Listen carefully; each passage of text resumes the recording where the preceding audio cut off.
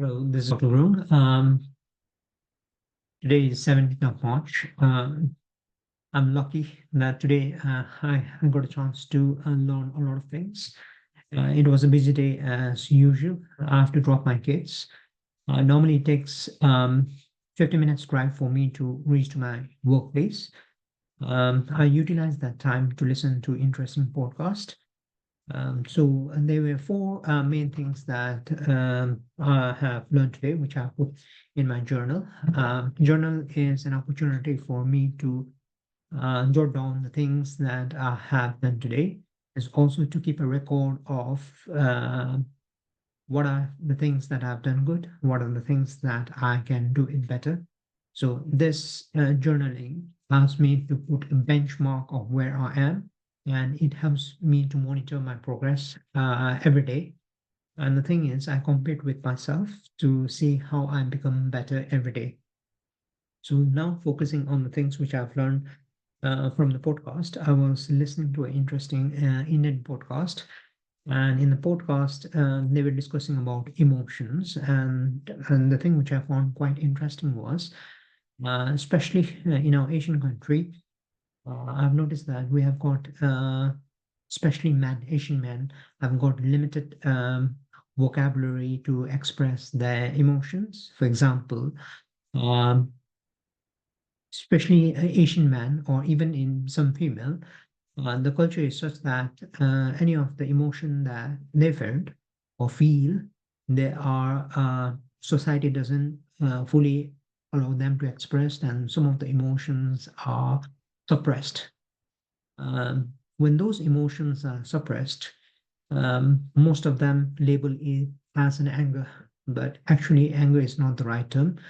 Uh, for example, I found in podcast, they were discussing different scenarios how anger can be defined, or just labeling an emotions, good and bad, is not good. It's not an appropriate term. Example, if an animal, especially like a tiger, approach us, anger is a good thing because it helps us to protect. It helps provide enough energy to defend ourselves. We cannot go to the lion if the lion or a tiger approach us and say that, I'm kind. You cannot argue with the lion. Okay, so anger in that case can be appropriate. When we are labeling emotions, it is also good to define, taking into the context of the environment, the situation, and the time.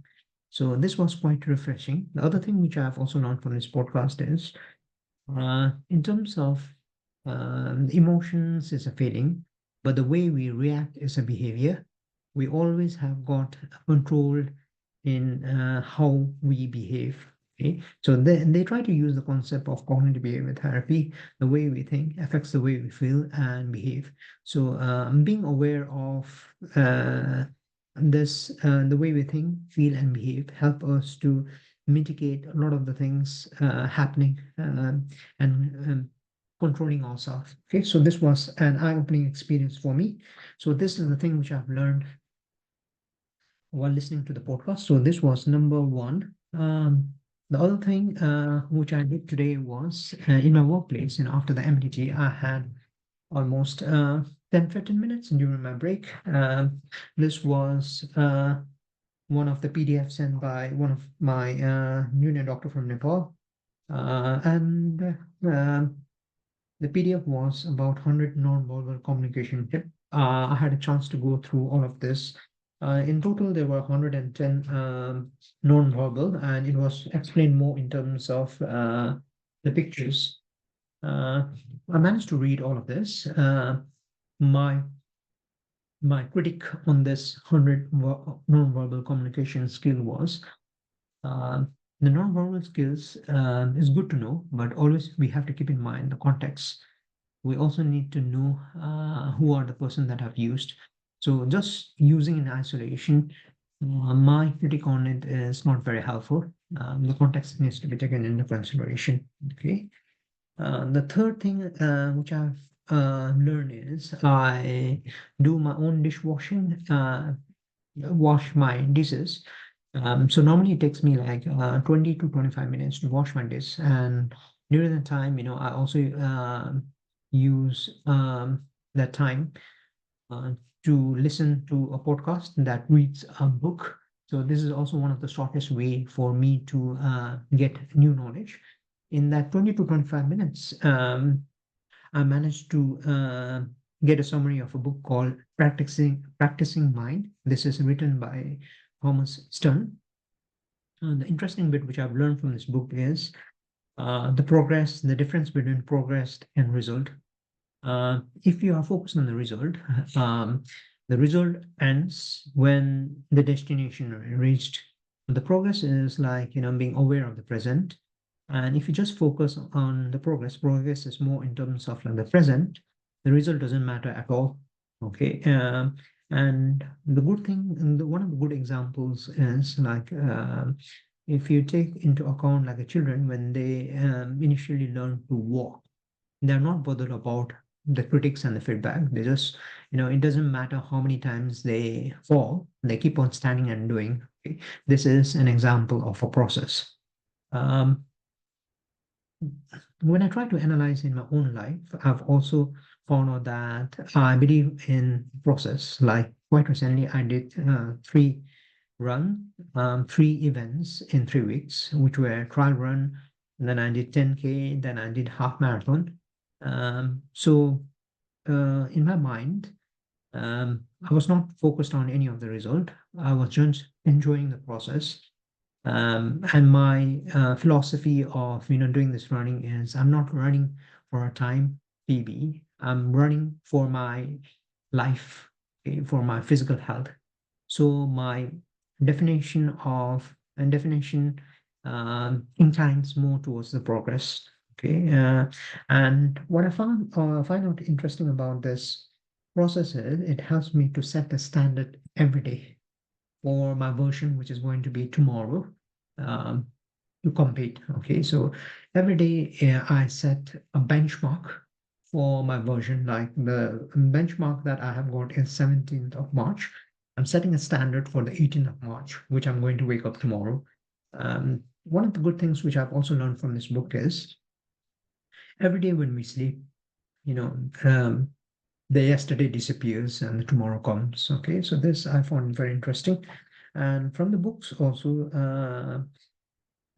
one of the idea that I really liked was they talk about that, sometimes we struggle to find out our mentors or someone that we look forward to get an advice.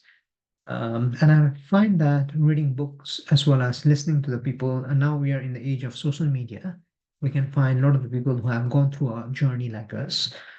Listening to them as well as going learning from the journey, it helps us to see the things, and it provides us to improve faster than learning from trials and error.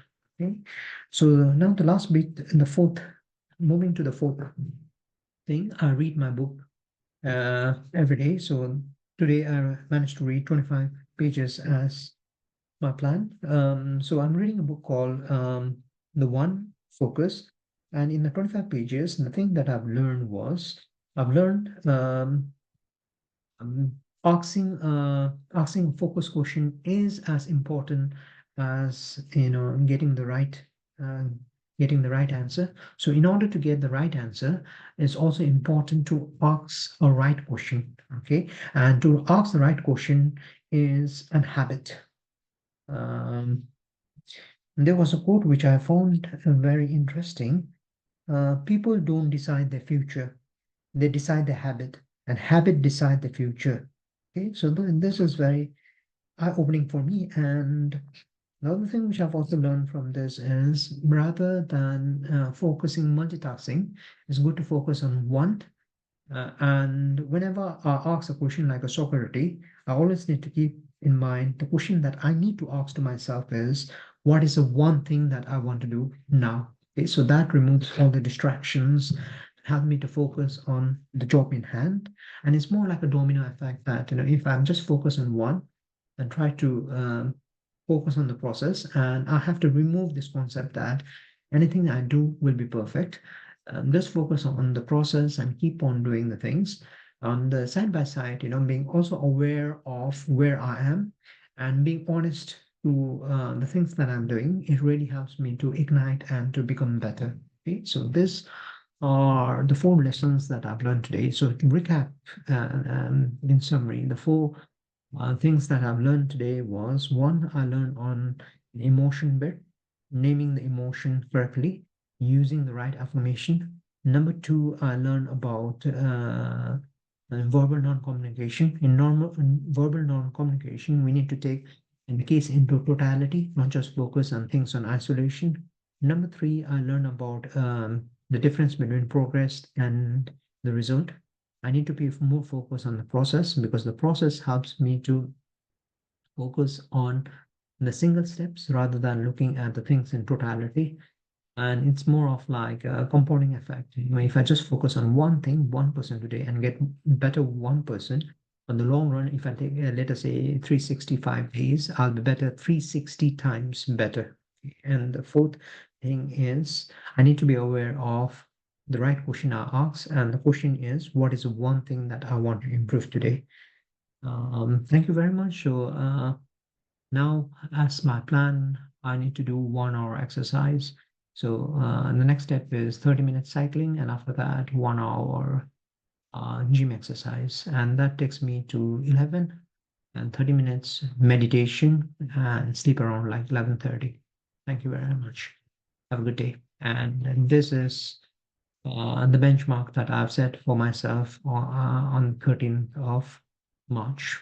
Okay, so it's a high standard for you to maintain. Take care.